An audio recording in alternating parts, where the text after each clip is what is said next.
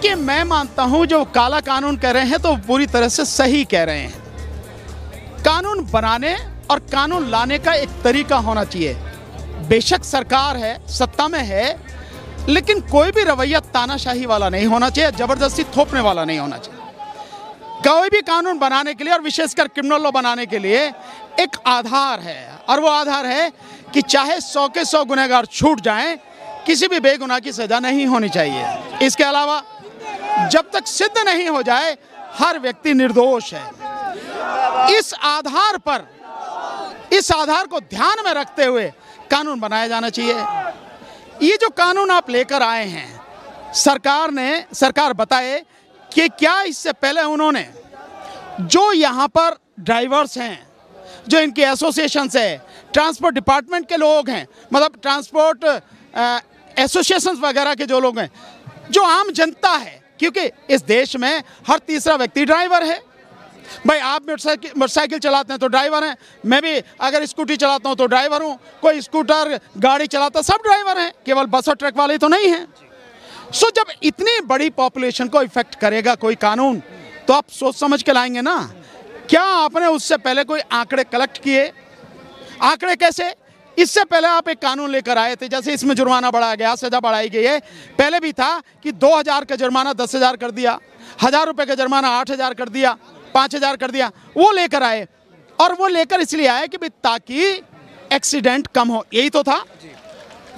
आपने क्या आंकड़े इकट्ठे किए कि जो आप कह रहे हैं वो जो कानून लेकर आए थे उसके बाद स्थिति में कोई सुधार हुआ? कोई सरकार ने आंकड़े देखे क्या? लोगों के सामने रखे क्या? नहीं रखे। आपने इनसे बात नहीं की, किसी से भी बात नहीं की, और आपने लाके कानून थोप दिया। अब जो कानून आप ला रहे हैं, जो पहले कानून आप बनाए, उससे सुधार होने के बजाय स्थिति और बद से बदतर होती गई, कोई फर्क नहीं पड़ा। अब आप कानून ला रहे हैं कि आप 7 लाख रुपए जुर्माने और आप जो है 10 साल की सजा। ये केवल और केवल इन कमजोर और गरीब ड्राइवरों को, और साथ साथ में इनके जो ट्रकों के, बसों के, गाड़ियों के जो मालिक हैं, उन सबको, केवल एक को नहीं, इन सबको पुलिस के हाथ में शोषण होने के लिए आप छोड़ रहे हैं।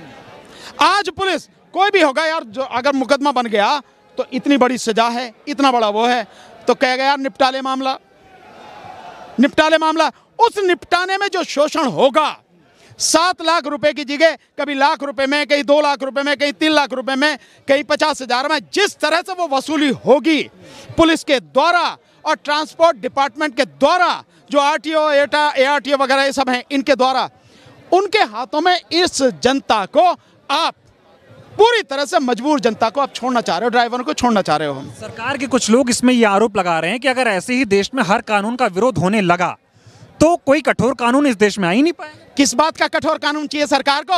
अगर कठोर कानून की बात है तो सबसे पहले ये जो नेता हैं, इंक्लूडिंग प्रधानमंत्री और गृह मंत्री, पहले इनको अरेस्ट करके जेल में भेजा जाए। अगर कठोर कानून की बात है, सबसे ज्यादा अपराध, सबसे ज्यादा अन्याय ये लोग कर रहे हैं, और अपराधियों का और गुंडों और मवालियों का सबसे ज्यादा संरक्षण मोदी जी कर रहे हैं। एक पे आरोप लगाते हैं कि 70,000 करोड़ का घोटाला किया, दूसरे दिन आके उसे उप मुख्यमंत्री बना देते हैं।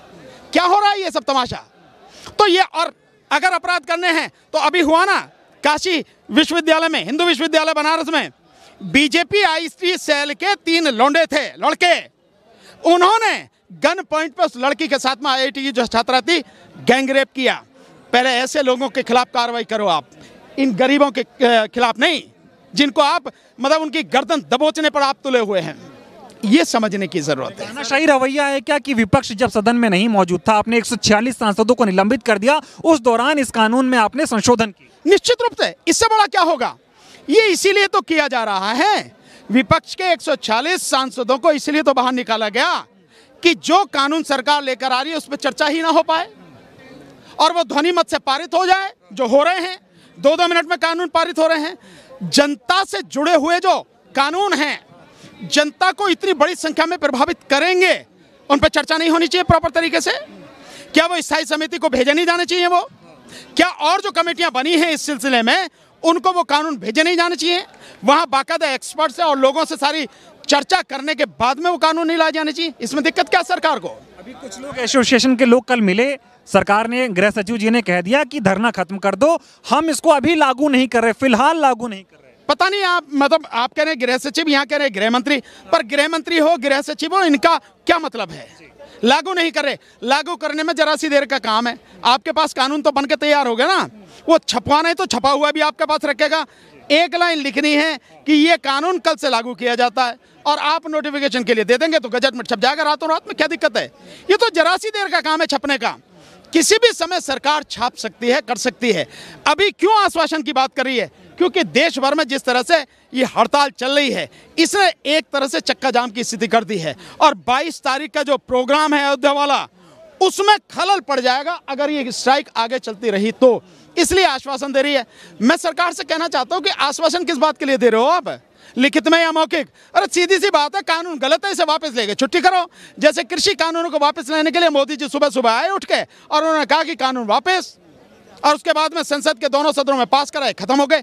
इसको भी ऐसे करो आप, आओ ना, आप कहो, आते हो ना आप 8 बजे टीवी पे आते हो नोटबंदी करने और जन क्या क्या बंद करने, तो आ जाओ आप 8 बजे और कहो भैया जो कानून मैंने बनाया है उसे मैं वापस लेता हूँ, संसद में पास करा के छुट्टी करेंगे, कर दो आप। इसमें कहीं भी किसी चीज की कोई जरूरत नहीं है, किसी आश्वासन की जरूरत नहीं है। आपको लगता है इस कानून, अभी जो जिस तरह से लोग विरोध कर रहे हैं, इसका कोर्ट कुछ संज्ञान ले सकता है? नहीं, कोर्ट को संज्ञान लेने की जरूरत नहीं है। और मैं आपके माध्यम से कहना चाहूंगा कि ड्राइवर मेरे भाइयों को कोर्ट में जाने की जरूरत नहीं है। सरकार जब फंसती है और मामले को लटकाना होता, उलझाना होता है, तो कोर्ट का सहारा लिया जाता है। अगर ये मामला कोर्ट में चला गया तो सरकार ये कह के साफ बच जाएगी, भैया मामला सब जुडिस है, कोर्ट में पड़ा, हम कुछ नहीं कर सकते। जब वहां से डिसाइड होगा तब करेंगे। और कोर्ट में कैसे डिसाइड हो रहे हैं मुझे बताने की जरूरत नहीं है, सब लोग देख ही तो रहे हो, सारे लोग जानते हो। इसलिए कोर्ट में जाने की जरूरत नहीं है। लड़ाई सड़क पे है, सड़क पे लड़ो, जैसे किसानों ने लड़ी, जैसे सीए एनआरसी का आंदोलन सड़क पे हुआ। आज भी सीए एनआरसी कानून इतने साल के बाद, 4 साल के बाद सरकार की हिम्मत नहीं है जो लागू कर सके। यहाँ लड़ो ना, क्या दिक्कत है आपको? मैं कह रहा हूँ पूरे देश में चक्का जाम करना चाहिए ड्राइवरों को। अगर स्थिति केवल चक्का जाम करें तो उनको ध्यान में रखें, जो मरीज हैं, जो बीमार लोग हैं, जो एम्बुलेंस है, उन्हें ना रोकें, उनका रास्ता ना रोकें, उन्हें आने दें, उन्हें जाने दें, वो हमारे अपने ही लोग हैं, उन्हें दिक्कत नहीं होनी चाहिए। दिक्कत सरकार को होनी चाहिए और सरकार को दिक्कत हो रही है तभी सरकार बातचीत की बात कर रही है। और दूसरा, जब बात करने जाओ भैया अच्छे से आदमी भेजना, वो सरकार के दलाल मत भेज देना। इस देश में दलालों की कमी नहीं है, सरकार के पास पैसा अंधाधुंधा, खरीदने वालों की भी कोई, मतलब बिकने वालों की भी कोई दिक्कत नहीं है। बहुत लोग बिक रहे हैं तो उन पर भरोसा नहीं करना। ड्राइवरों से मेरी निवेदन है, अपनी एसोसिएशन बनाएं, अपने जो मजबूत ईमानदार अच्छे साथी हैं उनकी कमेटी बनाएं और उनको भेजें वहां से मिलने, और उनको ये कह के भेजें कि जो भी बात करके आवे पहले हमें बताइए, हाँ मत करिए हो। सरकार से हाँ करने से पहले हमें बताना कि ये बात है। जब हम इस बात से सहमत हो, हाँ कि हाँ आप बात करो, इसको फाइनल करो, तभी करना। नहीं तो नेता कभी भी धोखा दे सकते हैं, देश इस बात को जानता है। अगली सवाल, 24 में चुनाव है, चुनाव से पहले इस तरह का कानून पास कराना, उसको लागू करना, सरकार की इसमें क्या मंशा नजर आती है? 2024 के मतलब चुनाव हैं, उनको आसानी से जीत सके सरकार, कोई भी किसी कोने से विरोध न कर सके, और विरोध करे तो उसकी गर्दन दबा दी जाए। सिर्फ इसी के लिए ये कानून लेकर आई है सरकार। नमस्कार, दुनिया दी बेहतरीन cath lab white medical college and hospital बुंगल से एस्टैब्लिश हो गई है। सीधा व्हाइट मेडिकल कॉलेज आओ, इलाज कराओ, सलाह रिया तोड़ा अपराध तोड़े दुख से हाजिर है। धन्यवाद।